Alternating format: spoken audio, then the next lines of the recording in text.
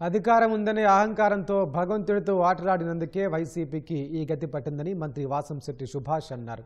Cinema సెట్టింగ్లతో భక్తి నాటకాలు ఆడినందుకే 11 సీట్లకు పరిమితమయ్యారని దుయ్యబట్టారు. దేవుడిపై భక్తి లేకుండా ప్రవర్తిస్తే భారీ మూల్యం చెల్లించుకోక తప్పదని హెచ్చరించారు. టీటీడీపై కుట్రలు పన్నుతూ చిల్లర రాజకీయాలు చేస్తున్నారని ధ్వజమెత్తారు. భక్తులకు ఏ చిన్న అసౌకర్యం కలగకుండా చంద్రబాబు చర్యలు చేపట్టారని పేర్కొన్నారు.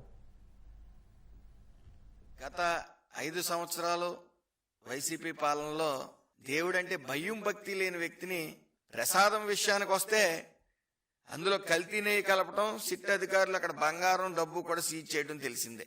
మరి మొన్న జగన్మోహన్ రెడ్డి మాట్లాడుతూ లడ్డు అంటారు, ఏయో మాట్లాడతారంట, లడ్డు అంటారు, గిడ్డు అంటారు, ఏం మాట్లాడుతున్నారని చెప్పి ఆయన మాట్లాడుతూ ఉన్నారు. ఆయనకి హిందువుల ప్రసాదం మీద ఆయనకి ఏ విధమైన నమ్మకాలు లేవు. ఆయన ఏదన్నా పండగ వచ్చినప్పుడు ఒక సెట్టింగ్ ఒకటి ఇంటి వెనక వేసుకుంటాడు, అంతేగాని గుళ్ళకి వెళ్ళిన దాఖలాలు ఎక్కడా లేవు. ఈ నటనలన్నీ ప్రజలు గమనిస్తూ ఉన్నారు. మీరు ఆ వెంకటేశ్వర స్వామితో నిత్యం వేళకోళం వాడుతున్నారు కాబట్టే మీకు పంగనామాలు పెట్టి ప్రజలందరూ కూడా 11 సీట్లు ఇచ్చారు. మీకు ఇంకా బుద్ధి రాకుండా దొంగేడుపులు ఏడుస్తూ ఉన్నారు. ఉత్తర ద్వార దర్శనం ప్రశాంతమైన వాతావరణంలో జరిగితే మీరు విష ప్రచారం చేస్తూ ఉన్నారు.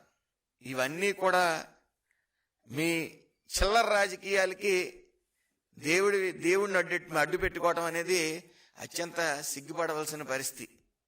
చిత్తశుద్ధి లేకుండా, దేవుడి మీద భయం గాని భక్తి గాని లేకుండా మీరు ప్రవర్తిస్తూ ఉన్నారు.